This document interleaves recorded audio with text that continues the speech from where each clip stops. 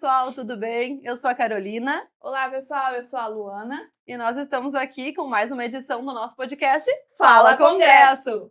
Hoje nós estamos, então, com a nossa palestrante, a doutora Karen. E um dos objetivos dela aqui conosco o primeiro objetivo, né, doutora? Exatamente. É nos ajudar e ajudar todos os congressistas, né, gente? Porque, pelo amor de Deus, vocês não paguem mico que nem a gente tem pagado aqui na Weiner sobre isso, né? A pronunciar o sobrenome da doutora Karen Del Rio, para que a gente possa usar esse último sobrenome livremente. Livremente. É o resumo da minha vida, ensinar as pessoas sobre esse meu sobrenome. E é muito simples. Eu brinco que é como se fosse um espirro. É Supchinski. E aí foi. Tá. Acho que eu vou precisar de mais uma vez, doutora. Supchinski. Supchinski. Fácil, Tá, gente. é que na verdade aqui no meio é como se tivesse um CH, um X. Enrola a língua, se joga e Supchinski. vai. Já deve ter estudado várias... De tudo, sim. De várias ideias muito criativas sobre o meu sobrenome. Sim. Ótimo, ótimo. Então a doutora Karen Supchinski. Top! Uma primeira vez até que não foi tão ruim, né? Ela é doutora em psicologia, é docente e é uma super pesquisadora. Atualmente, né, já há alguns anos, muito na área de intervenções online, né, doutora Karen? Em relação à TCC, agora a terapia do esquema também. E é um pouco sobre isso que a gente vai trazer e que ela vai levar para o congresso também, esse assunto que é novo ainda, é atual, né? E super rico. Então, para começar, né, Lu? Exato, A gente quer saber como chegamos aqui, né? Exato. Como é que é a sua relação com a Weiner, a sua história com a Weiner Psicologia? Já é uma relação longa, né? Primeiro porque eu brinquei antes, eu vou entregar a minha idade, a do Ricardo, porque ele foi meu professor. Então, já na graduação, eu tive contato com ele e era uma época onde a Weiner começou a lançar alguns cursos bem relacionados à terapia cognitiva, os primeiros cursos, enfim. E era todo mundo muito encantado, né, com o método, todo mundo muito encantado com o jeito de ensinar da Weiner. Então, desde a graduação, eu tenho algum tipo de contato, né? E depois eu fiz a formação em terapia do esquema com a Weiner, né? Então, eu já tinha muito interesse na teoria, lia, me aproximava e aí decidi fazer quando eu morava em São Paulo ainda, nem foi aqui no Rio Grande do Sul. E aí eu fiz a formação e foi maravilhoso, assim, a troca com os professores, enfim. Então, de longa data e também de diferentes cursos que eu fiz com a Weiner. E onde entram os eventos da Weiner na tua carreira? Assim? Acho que também os eventos são uma parte importante. Na medida que eu fui me aproximando da terapia do esquema, e a Weiner também foi mostrando muito da terapia do esquema no Brasil, né? A gente foi tendo como referência esse evento. Não, eu vou lá para me aprimorar, para me atualizar, né? E aí eu comecei exatamente porque eu estava fazendo a formação, comecei antes até da formação, para me aproximar do tema e depois para poder também apresentar já alguns trabalhos, né, de começar a ficar mais próxima aí da terapia do esquema. E é um evento que também, desde o início, também marcou muito presença dentro dessa área aqui no país. Né? Que bacana. E a primeira vez como palestrante, né, doutora? A primeira vez como palestrante, exatamente. Já apresentei pôster, já fui como para assistir, enfim, prestigiar os colegas, mas dessa vez vai estar no palco. Honradíssima, inclusive, de estar com vocês. Frio na barriga? Sempre, né? Se não tiver, não é bom, inclusive, né? Então, é muito bom. Mas é uma alegria, é muito bom poder estar num evento como esse, que fala não só de terapia do esquema, né? Mas também de todas essas abordagens que têm estado mais em alta, das evidências, né, dessas abordagens. Então, é muito legal. E sobre o seu tema, né? Vamos falar um pouco sobre a escolha do tema para o Congresso Weiner, sobre as intervenções online, as intervenções voltadas à terapia do esquema, que é mais ou menos o foco da sua palestra no Congresso, né? Qual a ideia, assim, se puder passar algum spoiler para nós, sem entregar, mas passando um briefing básico do que vamos ver? Acho que a ideia é muito provocar as pessoas a pensar sobre as intervenções online, né, associado a cada uma das teorias. E claro que aí no evento a gente vai falar muito sobre a terapia do esquema e sobre como essa aproximação da tecnologia com a terapia do esquema, suas estratégias, técnicas de imagem, né, estratégias tecnológicas que podem trabalhar com modos esquemáticos, com esquemas iniciais adaptativos, enfim. A gente tem uma transformação digital óbvia dos últimos anos, mas não teve ainda, talvez pelo menos no Brasil e na América Latina, uma aproximação da psicologia com isso. Sim. Sendo que no mundo inteiro tem muita evidência, muita pesquisa. Então, é mais fazer as pessoas pensarem como é que eu posso entender melhor, como é que eu posso, será que eu posso levar um pouco disso para o meu consultório? Então, não é que vai todo mundo sair fazendo um aplicativo, ou Sim. né, um aplicativo de realidade virtual, não é isso? Mas é como é que eu posso usar? Existe alguma coisa que talvez se adapte aos meus pacientes? Alguma questão com evidências Ou que eu posso facilitadora usar? mesmo, né? Facilitar exatamente as estratégias. Então, quando a gente usa metaverso para trabalhar Uhum. modos esquemáticos, é uma coisa que todo mundo poderia talvez utilizar no seu consultório. Sim. E as pessoas às vezes nem sabem que já existem estudos sobre isso. Então, a ideia é levar um pouco dessa informação. E talvez, às vezes, tenha um receio, um certo preconceito do online, um Tem. medo, não é talvez culturalmente tão comum para a psicologia, que é uma prática que é ensinada presencial nas faculdades, então acho que vem Exatamente. desde então esse conceito do presencial. Eu né? acho que até a pandemia a gente tinha muito Eu preconceito. ia falar sobre isso. A gente tem uma liberação de intervenções totalmente online em 2018 pelo Conselho Federal, mas só na pandemia que as pessoas, opa, dá para Uhum. fazer. E muita gente acredita que foi a partir da pandemia, né? Uhum. Mas não, tem muita evidência, tem 35 anos de estudo pelo mundo sobre Eu ia dizer, intervenções e fora do online, né? Brasil, isso já era muito mais Muito, utilizado, né? Nós muito. demoramos nesse aspecto, e o próprio Muito. conselho, né, se demorou muito essa liberação de uma forma mais Eu acho que regular. há uma aproximação, a pandemia acabou trazendo forçando, na verdade, a Uhum. gente, essa aproximação.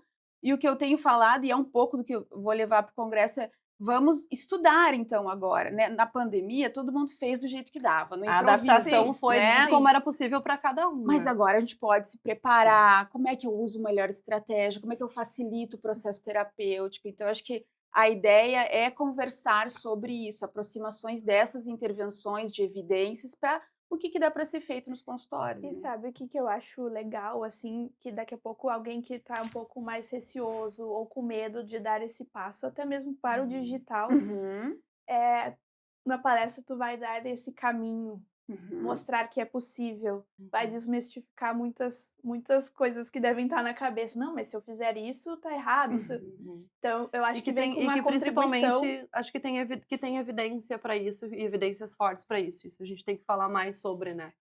Eu sou muito da linha da prática baseada em Sim. evidências, e é claro que a gente não vai, tive uma ideia, vou fazer, Sim, né? sim. Então é se inspirar na evidência, entender o que já existe e exatamente tentar não ter medo de talvez aplicar algumas coisas. Claro, dentro do que a gente se sente confortável como Uhum. terapeuta, do que é adequado para o paciente, mas de poder inovar. E eu sempre falo que inovar não significa esquecer o que a gente já faz, Uhum. mas é trazer algo diferenciado para o paciente baseado em evidências. Uhum. Né? Eu assisti algumas falas tuas, assim, nas redes sociais, sobre a questão da adesão também do paciente, né? O quanto tem uma evidência interessante sobre adesão e que é específica para algum ou outro caso também de algum transtorno ou de alguma questão, né? A gente vai ter as contraindicações, né, que a gente fala, as questões mais complexas e que aí talvez não tenha uma indicação para online, mas o online já tem evidências para várias coisas, e aí é exatamente a gente conhecer não só a evidência, não só a estratégia, mas como construir uma relação terapêutica, como é que eu trabalho a autoeficácia e motivação nessa intervenção online, né? Como é que eu preparo esse consultório virtual para que a pessoa possa aderir melhor. Então, tem muitos detalhes. É uma coisa que a gente estuda lá no grupo de pesquisa que eu coordeno, que é entender competências do terapeuta, burnout digital, o que tem envolvido esses terapeutas que têm atendido online, além de só adaptar uma técnica. O que está além de adaptar uma técnica. Sim. Sim, e o livro trata um pouco sobre isso, o livro Intervenções Online em Terapias Cognitivo-Comportamentais, junto com a doutora Carmen Beatriz Neufeld, né? Então, eu imagino que seja o primeiro no Brasil, né? Tem um outro que trabalha algumas questões de intervenções online, mas assim, TCC, intervenções online, é o primeiro. É o primeiro, e ele vem para quebrar alguns paradigmas, e como tem sido, assim, a questão do livro desde o lançamento? A gente tem tido uma receptividade muito legal, assim, das pessoas, porque ele tem desde capítulos básicos, assim, que vão te falar sobre questões éticas, questões de assíncrono, síncrono, ou seja, diferenciar alguns conceitos, e também a prática. Então, baseada em pesquisas já brasileiras, em evidências já brasileiras, de como é que a gente tem trazido isso para a nossa cultura, a adaptação de tudo isso que se faz fora, para a gente ver se a nossa população adere a esse tipo de intervenção. Então, tem capítulos sobre infância, adolescência, idoso, casais, né? Então, é bem Eu diversificado. acho que ter esse instrumento, tornar ele acessível, isso já é um grande passo, assim. Acredito que, inclusive, para ti, que é pesquisadora, aonde que eu pesquiso, aonde que eu vou, aonde que eu acho, será que eu tenho que beber da fonte lá de fora para depois? Acho que é o maior desafio, penso eu, mas acho que quem pensa nessa temática, ter um apoio, um suporte, né? E também descobrir as pesquisas que estão sendo feitas, né? Se apoiar no livro, acho que isso é muito bacana, assim. E depois, claro, ter contato contigo, com outros pesquisadores, propriamente. Né? Eu brinco que os livros são as vigas e os pilares de uma casa, né? Que vão nos introduzir, às vezes, num tema que a gente vai se questionar e criar uma curiosidade sobre aquilo. E que aí depois os tijolinhos da casa são os artigos, as novas pesquisas, né? Então, acho que um livro é para isso, instigar a curiosidade. Não sabia que existia tal coisa. Deixa eu olhar melhor. Sim. E o estudo vem depois, né? Às vezes até um curso específico. Exatamente. Aí tu vai, se tu acha que tu gostou daquilo, aí tu vai te, né, aprimorando dentro daquele tema, enfim.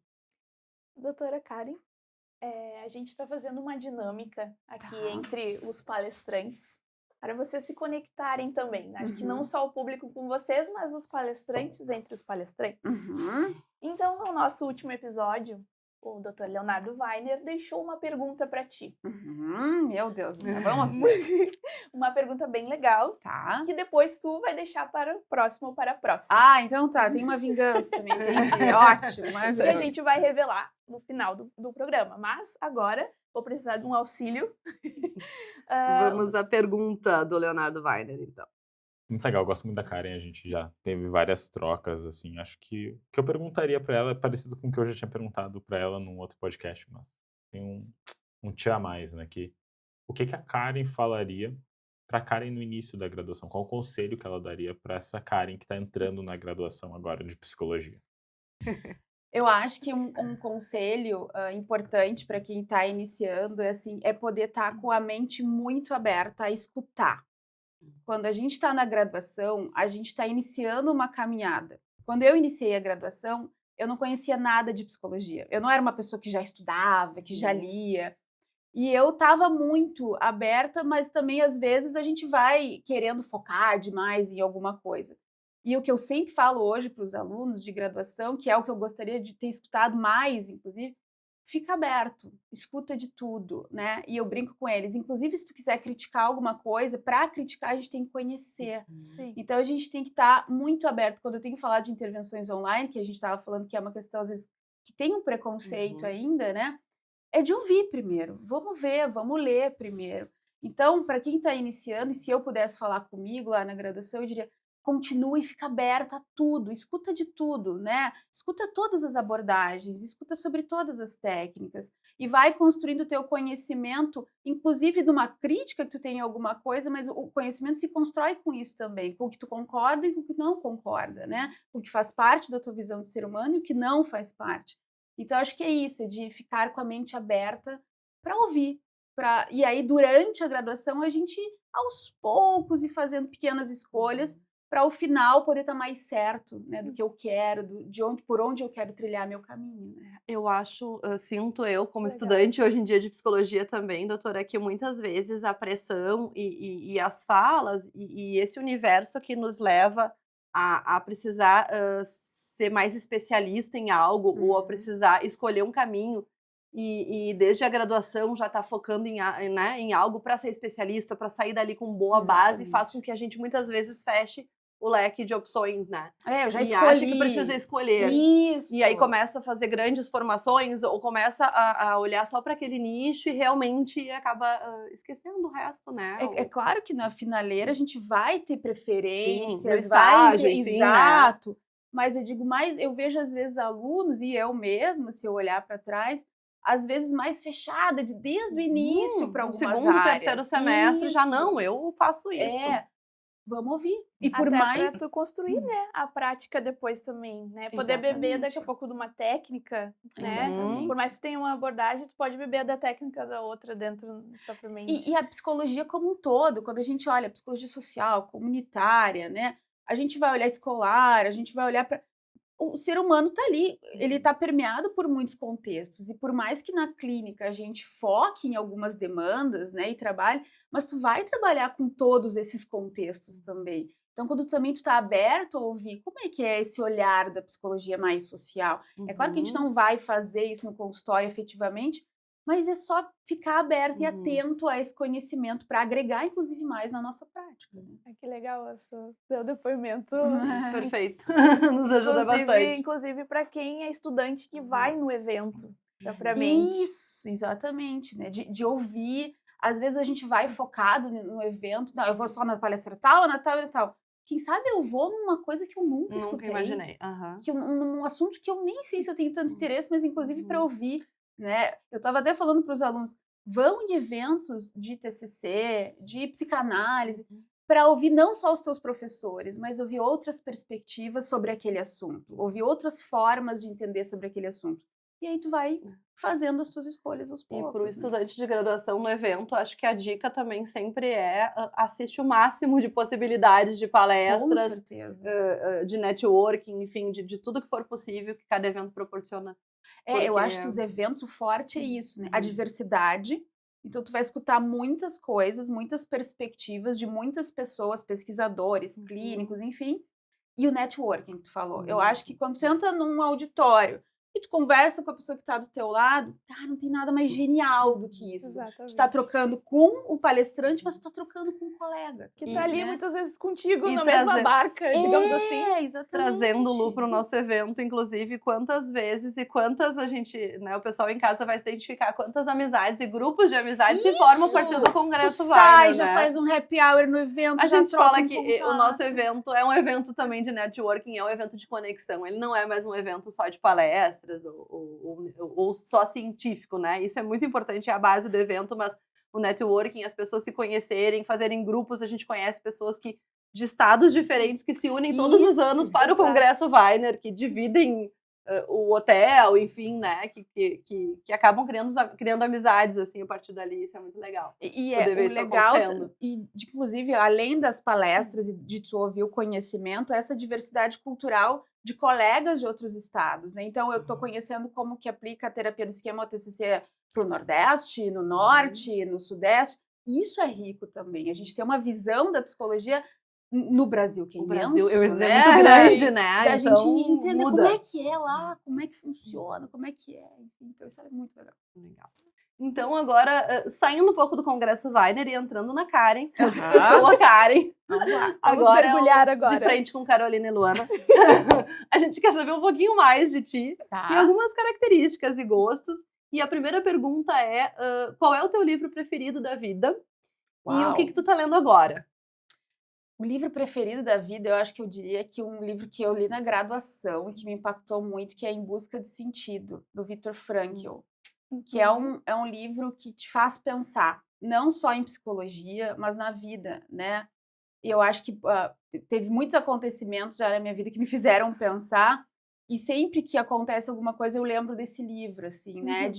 Do quanto a coisa de tu ter um sentido, de tu buscar, de tu persistir e de tu entender o que está por trás daquilo. Então, é um livro muito forte, assim, na minha vida, e que eu acho que todo mundo deveria ler e reler. Às vezes, eu já reli ele, né? De vez em quando eu vou lá e releio, que eu acho que é um livro importante. E o que eu tô lendo agora, eu gosto de ler mais de um livro ao mesmo tempo, né? Que legal, o doutor Ricardo comentou isso. Eu acho que é uma característica psi, porque Exato. a maioria a gente fica meio imperativo na coisa da leitura.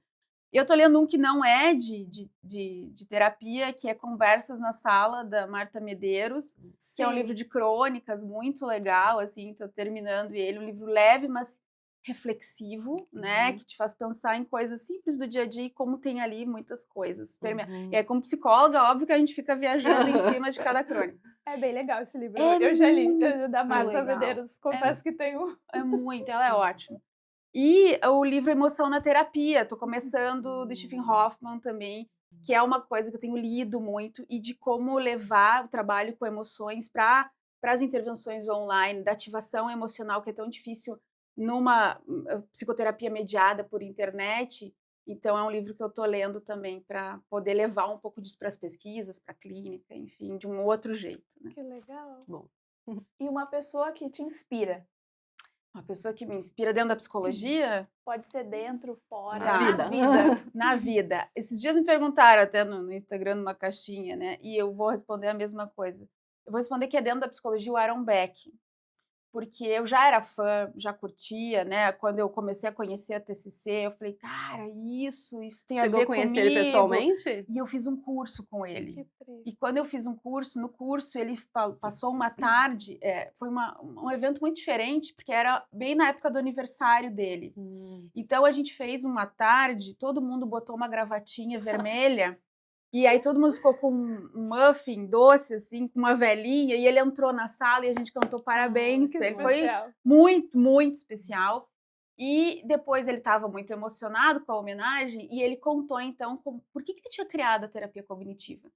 E quando ele contou, né, ele falando, não era ele falando de uma teoria ou das crenças, ou ele falando de por que ele Era fez ele isso. pessoa. Era ele Com pessoa. a inspiração dele. Cheguei a me arrepiar. E foi exatamente essa sensação, porque tu via a paixão dele por querer ajudar, a paixão dele pela ciência, né, o envolvimento dele com a profissão dele. E aí eu falei, cara, é isso. Né? É muito mais do que tu ser um bom terapeuta na técnica. É tu te importar, é o teu interesse Ele mudar o mundo de genuíno. alguém, ao menos o mundo de Exato. alguém. E ele foi um cara que mudou o mundo, De né? muita Ele gente. mudou o curso da psicologia, ele fez a gente olhar para muitas coisas.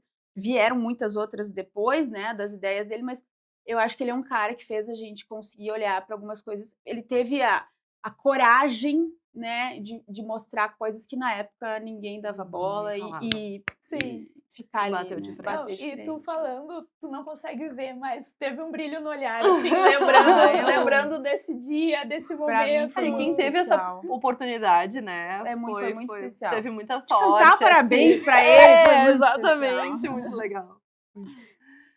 E uma próxima pergunta seria o que um momento mais difícil que tu já tenha passado, e pode ser profissionalmente ou na tua vida, Uhum. o que é um momento que te marcou, assim, foi desafiador? Acho que posso citar que tem a ver até com o livro, que é pessoal, e também depois um profissional. Um pessoal foi quando eu tive um acidente de ônibus, assim, enfim, e que foi muito dentro dessas leituras. Eu já tinha lido o livro esse que eu citei do Viktor Frankl, né? E quando eu tive o acidente, todo mundo falou, cara, um acidente grave, tu poderia ter ficado super mal e tal.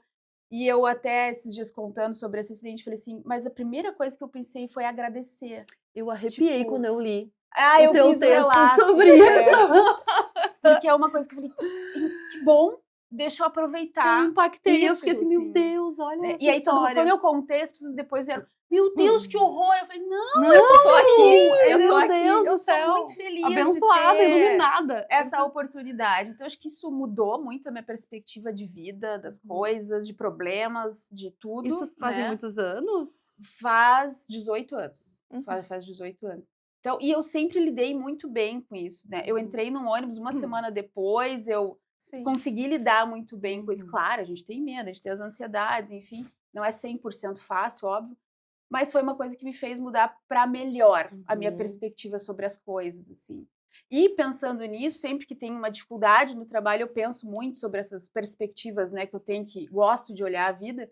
E na profissão, teve uma vez em intervenções online uma paciente que não estava mal e ela foi piorando até ter uma ideação suicida, enfim. E a gente sabe que intervenções online, isso é arriscado, não é uma indicação, né? Mas era um momento que ou eu driblava ali, né, ou algo poderia acontecer. E foi bem no início dos atendimentos online. E aí, como é importante a gente ter o manejo de ficar tranquilo, né, de olhar por perspectivas, tá? Vamos lá, vamos entender como é que eu faço.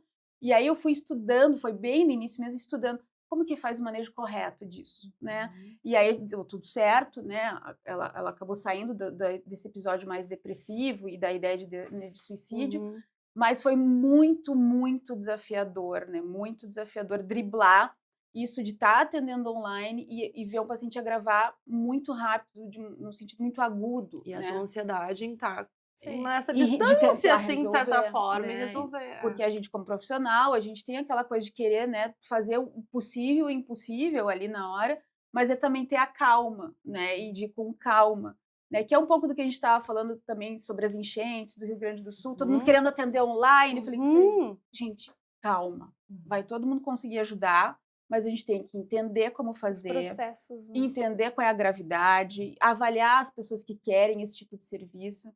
Então, acho que tem um pouco de correlação no sentido disso, de perspectiva das coisas, né? De como a gente tem que, às vezes, parar, avaliar de um jeito, avaliar de outro, e Para ter não... condições de raciocinar e tomar a melhor atitude, né? Isso aconteceu muito na enchente com muita gente. né? Exatamente. E aí agora a gente está vendo que algumas pessoas vão realmente precisar de atendimento e entender se a intervenção online é o adequado, não é, se tem que ser presencial. Então, acalma, né? E nós Com passamos calma. aqui na Weiner pela situação de muitas, né, pessoas. Ficamos felizes com pessoas interessadas, alunos do Brasil todo interessados em Aham. ajudar, em atender online. Mas Exato. exatamente essa era a questão naquele momento, né? Num primeiro momento isso não era possível. Então, assim, a gente entende a vontade de ajudar e fica feliz por isso, mas a gente tem que, às vezes, parar e pensar o que é melhor naquele momento ali, né? É bem isso, né? Deixa eu pensar como é o melhor formato de Uhum. ajudar. E bem, eu tenho falado isso muito nas redes ou nas palestras, a gente fica mega agradecido, né? É uma solidariedade Super. ímpar, assim, Isso. né? Que a gente, acho que eu, pelo menos, nunca tinha visto tanta mobilização. Uhum.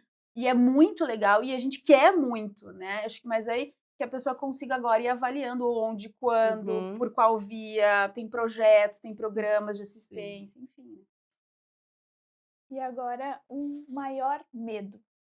O maior medo, eu diria, eu tenho um filho. Eu acho que os meus medos são muito como mãe, no sentido de algo, né, que possa acontecer com ele. Tento não ser superprotetora, né, mas como mãe, tento sempre imaginar o que é melhor, da melhor maneira que eu posso estar com ele, de como não trabalhar tanto e poder dar atenção devida para ele, de curtir os momentos dele.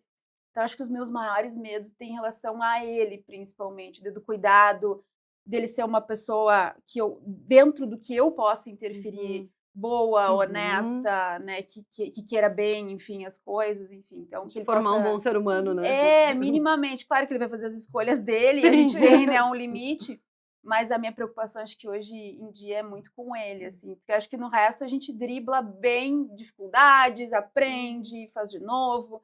Mas com filho é um pouco diferente. Então, acho que meu maior medo é sempre Responsabilidade. sobre Ninguém nasceu ele, pronta, assim. né? Não, pra isso. devia ter um manual de pais e mães, Dá né, pra mas não estudar tem. muito o comportamento, mas quando se tem filho É completamente diferente. então acho que é sobre ele, assim.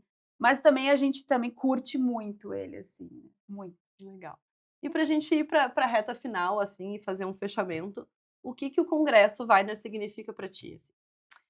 Acho que eu tenho estado muito envolvida em muitos eventos, e para mim eventos vem nisso de, como a gente falou antes, contatos, conhecimento e, de alguma maneira, democratizar conhecimento, de levar de várias formas conhecimento, porque quem está num evento consegue também multiplicar nos lugares onde vai passar.